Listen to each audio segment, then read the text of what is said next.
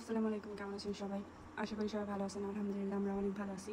তো আজকে আমরা চলে গেছিলাম জহুর লেক, চিটাগাং। আমরা সাহিলের দাদু বাসায় ছিলাম চিটাগাংয়ে। তো আমরা চিটাগাং গেলেই জহুর লেকে যাই, কেননা সাহিলের একটা ফেভারিট প্লেস এটা। তো ফার্স্টে আমরা হরিণ দেখতে চলে গেছিলাম। সাহিল হরিণ অনেক পছন্দ করে। তো ফার্স্টে আমরা হরিণের কাছে যাই। হরিণকে যে সাহিল বাবা ঘাস খাওয়াচ্ছে, মাশাআল্লাহ হরিণটাও সাহিলের হাত থেকে ঘাস খাচ্ছে। এই যে এবার সাহিলের বাবা নিয়ে আসবে, বাট সাহিলের বাবার হাতের ঘাস হরিণ খাবে না, সে সাহিলের ঘাসই খাচ্ছে। সাহিল বলতেছে, বাবা তোমার হাতের ঘাস হরিণে খাচ্ছে না, দেখো আমার হাতের ঘাস হরিণে খাচ্ছে। তারপরে সাহিলের বাবা বারবার ডাকতেছে, তারপরে হরিণটা আসে না। তারপরে আমরা চলে যাই প্লে গ্রাউন্ডে। সে সেখানে যেয়ে খেলাধুলা শুরু করে দিছে।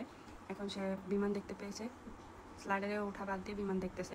সে সত্যিকারের বিমান লাভার। তার বিমান দেখলে আর মাথায় কাজ করে না। যতক্ষণ বিমানটা দেখা গেছে সে ততক্ষণই বিমান দেখছে। তারই মধ্যে একটা হেলিকপ্টার এসে হাজির। এই যে হেলিকপ্টারটা দেখতে শুরু করে দিছে সে।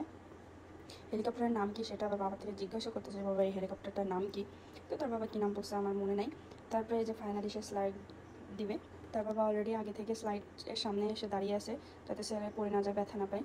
আসলে সাহিল একটু বেশিই ব্যথা পায় খেলাধুলা করতে গেলে। মানে সে ব্যথা যেভাবে পায় বলার বাইরে। আপনারা হয়তো ভিডিওতে আগেই দেখেছেন, মাথা থেকে শুরু করে পা পর্যন্ত তার কাটার কোনো অভাব নাই। তারপরে সাহিলের বাবা এই যে দোলনা দুলতেছে, বাচ্চারা একসাথে দোল খাচ্ছে। তার মধ্যে সাইল নেমে চলে যায়। তারপরে একটা মেয়ে আসে। আসলে বাচ্চাদের সাথে যখন আমরা থাকি তখন আমরা নিজেরাও বাচ্চা হয়ে যাই। আমাদের সেই শৈশবের কথা মনে পড়ে যায়, ওদের সাথে সাথে আমরা একটু খেলাধুলা করে নিই। আর তারপরে রোটেটরে উঠে বসছে তারা, বাট রোটেটরটা নষ্ট ছিল। তো বাচ্চাদের বাবারাই রোটেটর ঘুরাই দিচ্ছিল হাত দিয়ে দিয়ে, এক একবার এক একজন। সাইল বসে চিল করতেছে, আর এই যে সাইলের একটা আঙ্কেল হাত দিয়ে রোটেটরটা ঘুরিয়ে দিচ্ছে। তারপরে সে চলে যায় বিমানের কাছে, যে বিমানের উপরে উঠে গেছে। বাবাকে কী জানি বলে ফেলতেছে, আমি পিছনে ছিলাম, আমি ভিডিও করতেছিলাম তাদের।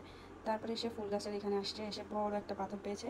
পাথরটা সে উঠাই নিয়ে বাসায় নিয়ে আসবে নাকি। আমি বললাম, না বাবা, পাথরটা রেখে দাও, নইলে তোমার আঙ্কেলটা বকা দিবে। তাই আবার লাঠি দিয়ে ফেলে দিচ্ছে। তারপরে আমি গাছ থেকে কিছু ফুল ছেড়েছিলাম, কেননা ফুল আমার অনেক প্রিয় একটা জিনিস। ফুল আমার অনেক ভালো লাগে। তো আমি যেখানেই ফুল দেখতে পাই, যদি সুযোগ পাই, আমি তখন ফুল ছিঁড়ে নিই আর কি। তারপরে এই যে আমরা সেন্টার মসজিদের সামনে চলে আসছি।